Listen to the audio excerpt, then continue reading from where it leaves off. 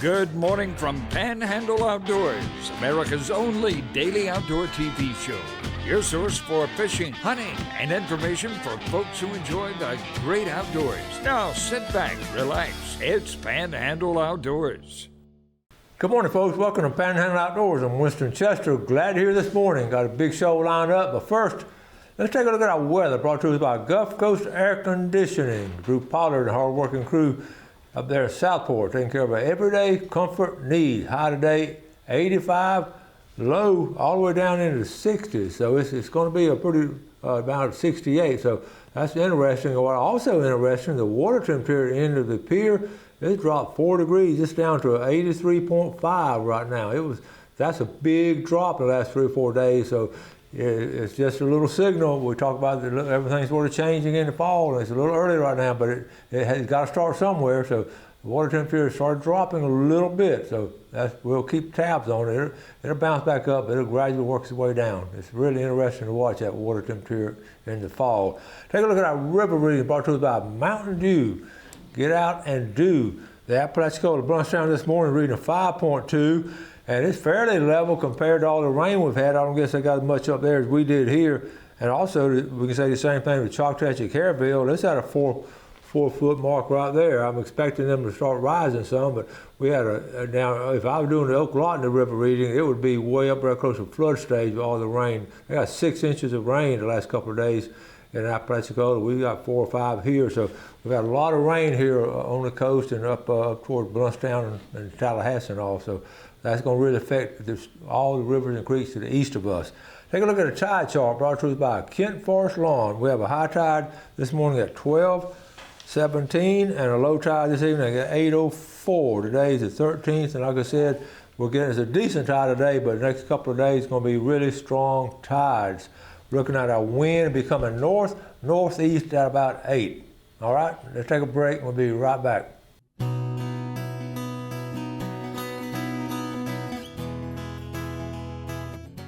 Okay, welcome back. So glad you're with us this morning.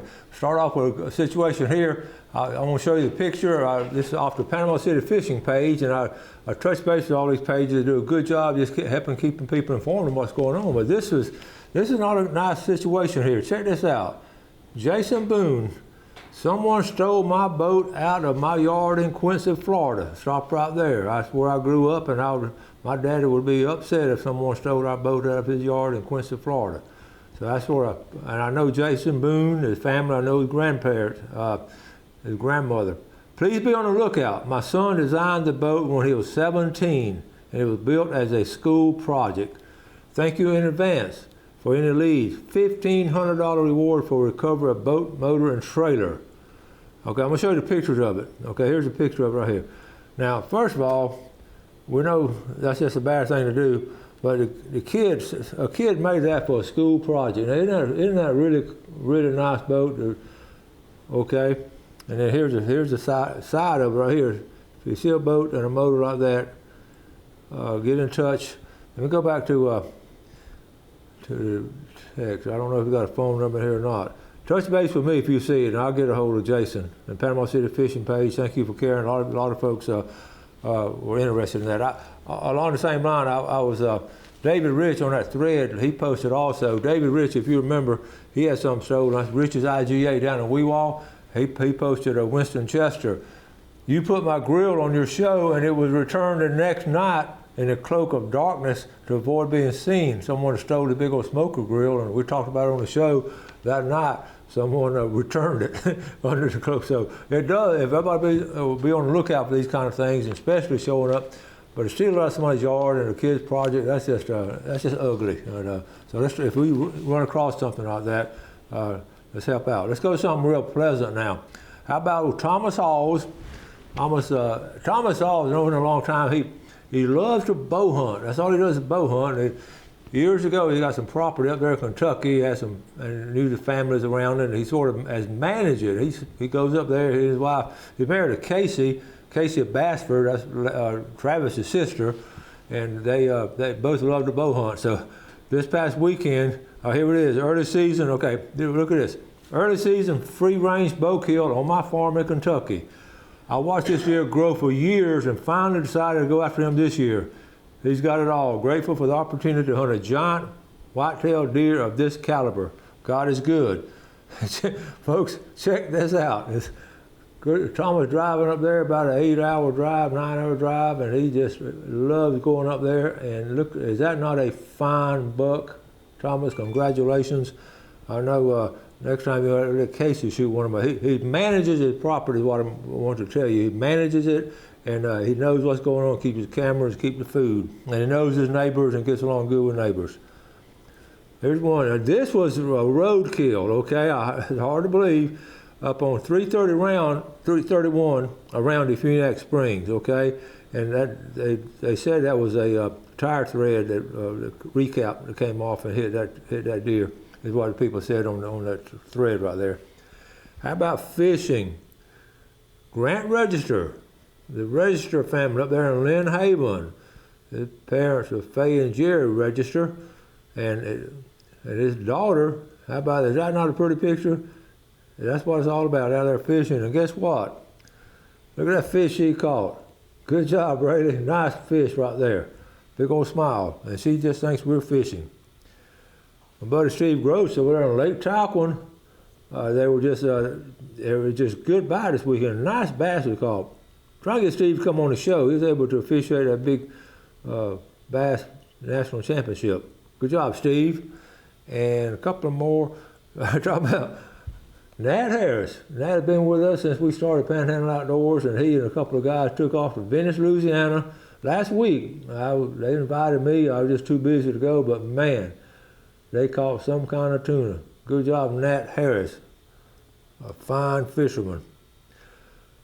Okay, we did have this redfish tournament over here this past weekend here over in Destin. First, Emerald Coast Redfish, and Ken Coob and Bill Burke won it. They did good on two fish. Okay, here's the top 10, top 9 right there. And you know some of those names. We'll go through. Braden Harris and Joe Myers got 6, and Bobby Weir, Bo Sullivan, know a lot of those folks. Here are the pictures right here. Let's see, first place, here are the guys in first place. That's the Midway Bridge there over Chautauqua Bay. And in second place, Jacob Matney and Jake Matney. It looks like a father-son team right there. That's a nice catch. And in third place, the Alford brothers, Dennis and Kevin. They were fishing all the time. They're just good fishermen. They're always placing. They really know how to fish. Every tournament they're in, they're placing somewhere. Alford Auto Repair, they're on Transmitter. Y'all go by and see them. Good boys right there. Okay. Let's go ahead. All kind of exciting things happened this past weekend, even in all the rain gear they had on. But there's some cool stuff happening and some enjoyable stuff. So, in the outdoors, let's take a break. We'll be right back. Okay, welcome back. You know, hope you're getting ready to have a dandy day today, and hope everything's going well with you and your family. I'm always telling you all to, put this on the calendar and mark this, mark that, and I go. So here you go. See if you're busy, check out your calendar. The third Sunday of February, Sunday afternoon at 2 o'clock. I'll go and put that on the calendar. I got a call from Pam Henderson, mayor over there in east side of town, and Callaway Historical Society, and they're getting ready to do their yearly. They're active historical group, and they asked me to come speak on that particular third Sunday when they meet. So we're going to be speaking on the history, on my book, on the history of fishing and boat building. It hasn't changed, and I love to talk about it. There's 3 things, and I'd love to speak to you. 3 things I feel very comfortable and really enjoy speaking about to a group. Number 1 is my faith. Number 2 is our history and heritage, and number 3, the outdoors. And I've spoken to all 3 groups of those kind of people, and I really enjoy that. So I'll be glad if I can work in my schedule. I'd love to speak to the group. But anyway, I got to think after you asked me about our history and how it's been documented. I was just able to on the back of a lot of other people in the early days that documented our history, and I was able to just piggyback and keep on digging and put that book together. I've talked about it often, but I got to think about.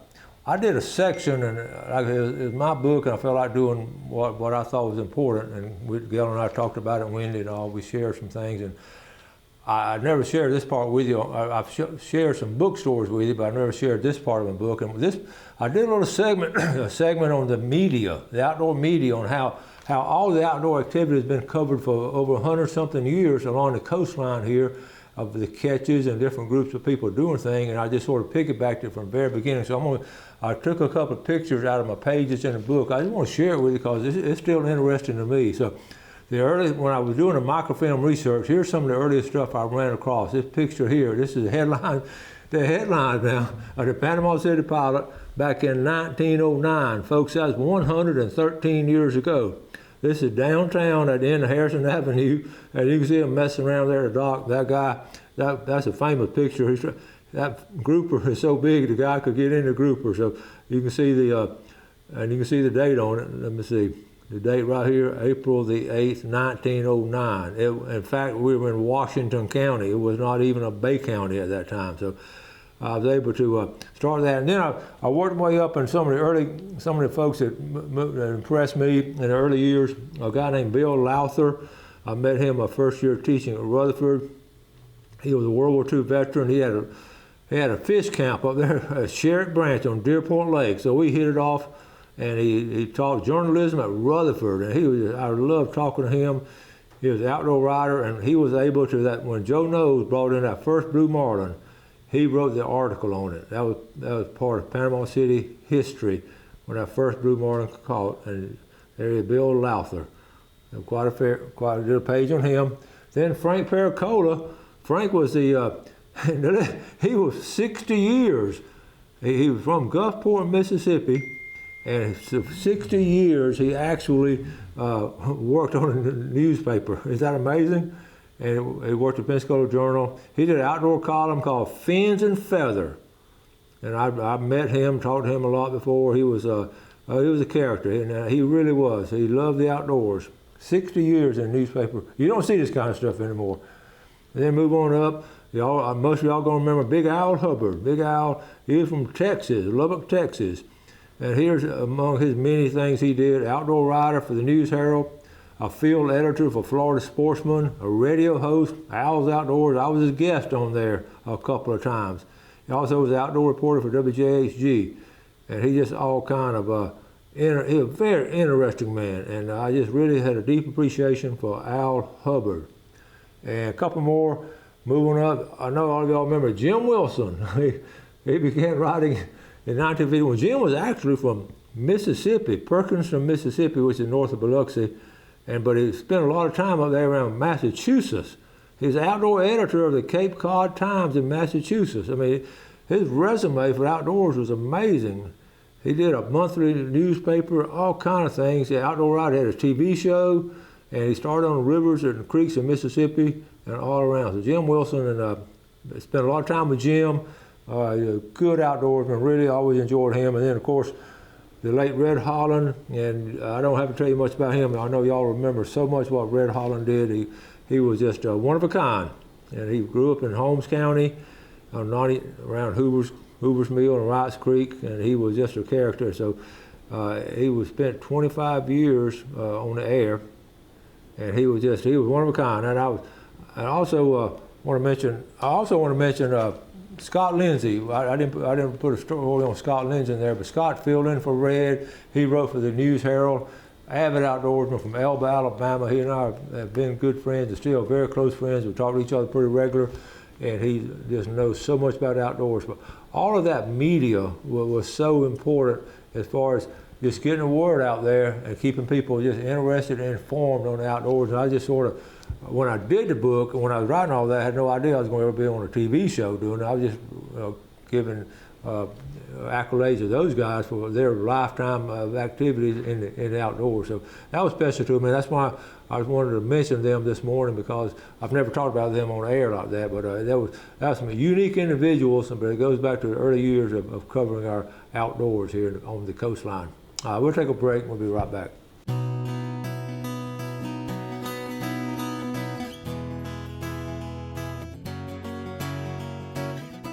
Okay, welcome back. Let's take a look at our fishing game times today, brought to us by Blue Water Outriggers in Port St. Joe. We're looking at our times this morning, 2 a.m. to 4 a.m. even. This afternoon, 2:23 to 4:23. Got a little video here. Brock Meyer sent this to me the other day, catching a king mackerel in St. Andrew Bay, right close to the bridge. I tell you, a lot of folks are fishing that area now, and it used to be ignored, but now they found out there's fish in it. It always have been, the people just didn't want to fool with them. But this is rare, well, highly unusual to catch a king mackerel in the bay. You catch a lot of Spanish in the bay, but here Brock is on his kayak. He's filming. He got a guy out there with him. So let's see. Check it out. The guy's tied it up, and that's a shipyard. Y'all can see the shipyard, the Hathaway Bridge, and back left. And Brock is just a hollering. I got the sound cut off. He's just a hollering and screaming, and he recognized that's a king mackerel. The guy tries to get it with his net. Look at that king, and it comes off.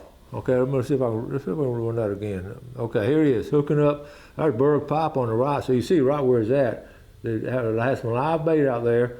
He got a king mackerel, got him hooked up off the kayak. That's a lot of fun. And really, God did everything right. He just couldn't, the fish was so big, he couldn't get a net under him, and as it put more pressure on him, it lost him. But that's some interesting to catch a king mackerel right there by the Hathaway Bridge. It was really, Brock called me. He was so excited about it because you do a lot of that. In the past, Spanish are in that area right now, but in the past you just haven't caught a lot of king.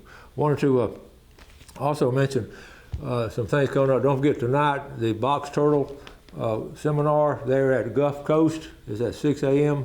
I talked about that yesterday on the show. If you get a chance to make it, learn all you can about a box turtle. Okay, also I got a good picture here. Cassie Owens King, they took a trip out to Venice, and I'm proud of this kid. 50 minutes in the rain and got him in good. Waylon, good job, Waylon. Is that not a great trip right there?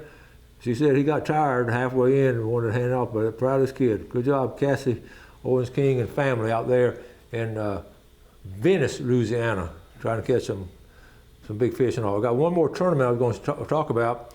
We had actually 2 redfish tournaments this weekend. This is one, Fred Myers, he and Britt have a lot of second place finishes. He jokes about it a lot. He's been a lot of second place finishes. Well, he won this last tournament right here. In fact, Fred Myers and Britt on the power pole team, they got first place, okay? And that was, I got a picture right here. Let me see, I got to go back here. Here they are right here. Nice fish, and it was, he's talking about how in the years he's had a lot of second place finishes. So anyway, he won that. But what was interesting, I looked down the line and they just listed the first 25 or first 21. I mean, I know you can't see all this, but here's all the names. But I want you to concentrate on the lower right-hand corner and try to blow it up. 0 pounds. Listen, if only the first 19 teams landed a fish, the other 12 teams in the lower right-hand corner, 0 first day, 0 second day, 0 third day. So don't ever feel bad about entering. You can't do. I mean, you can tie these kids, these young men and ladies all day long with a 0. But look at the second day. You know, you can a lot of times tell how bad the days are. The second day, the second column, how many zeros all the way up there, all those zeros. The second day was a bad day. It was a tough day of fishing for everyone. So it was going to. Okay, so I just want to share that with you. And these guys in this tournament here, this redfish tournament, this is the big boys. And when they don't catch a fish, then you know it's tough conditions. So don't feel bad about going out there and fishing and not catching any fish. It was, I haven't talked to Fred, but I'm going to get him come on the show and talk about that. It's just challenging at times. So don't ever hesitate about entering all these tournaments. And like I said, we've got Michael Harris's Season of Hope tournament coming up. Don't ever be embarrassed that you're afraid you're not going to catch anything, because when the big boys don't catch anything, it's okay for us, average fishermen, not catch anything. You know, the same way we're talking about in professional baseball, the guy, he's a great hitter for bats 300. That's 3 out of 10 times swinging. 10 times, he only gets it 3 times. So don't ever be hesitant doing anything like that. So enter these tournaments, and especially on these big fundraisers and all. We've got a lot of stuff coming up this weekend. I know Michael Harris. You can also remember, you buy those chances to win at a tournament. You can buy chances. I had a poster here, but let's see right here. Okay, this is coming up this weekend, and you can register and all, but you can buy some chances on other stuff. And here's all the people that's going to benefit. That's a lot of good situation right there. So if you get a chance, really go by Sunjammers and tell them you're a Panhandle Outdoor viewer, and buy some stuff there, and also contribute there to the tournament. Gonna start wrapping things up. Got a special guest coming in tomorrow. We'll be talking about some interesting things going on. If you have any kind of pictures and all you want to share, go and send them to us. I've got some other things to talk about tomorrow. Somebody's looking for some worms. If any of the folks out there are grunting worms, he wants to get into the bait business. I'm going to tell you more details on it tomorrow, but the old-fashioned grunt worms. I don't know if it'd be worth your time, but if you're retired and don't have anything to do, you can go grunt some worms and sell them to this fella here, and he's going to sell them. It's hard to find worms and crickets now, especially good crickets. We've talked about that before. These crickets are not as healthy as they once were. So if you, we'll talk about more of that later. It's interesting to me, it really is. I'll wrap it up for today. Thank you all for watching the show. We always appreciate the viewership. Do something good today for your fellow man. You have a great day. Enjoy outdoors, and God bless. Thanks for watching America's only daily outdoor TV show, Panhandle Outdoors with Winston Chester, featuring hunting, fishing, and other activities and information to help you enjoy the great outdoors. Join us next time for Panhandle Outdoors.